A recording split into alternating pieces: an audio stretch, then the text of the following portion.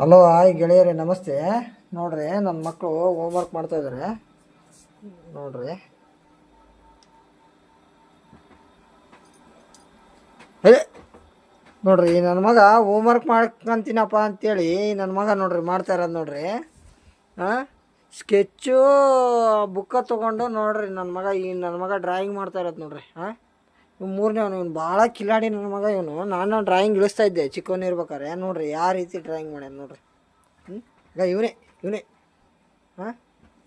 ನೋಡ್ರಿ ಎಲ್ಲ ಕಾಲಂತ ಅವನ್ನ ನೋಡಿ ಇವನು ಏನೋ ಡ್ರಾಯಿಂಗ್ ಮಾಡ್ತಾಯಿದ್ದಾನೆ. ಇವನು ಸೆಂಟ್ರವನು.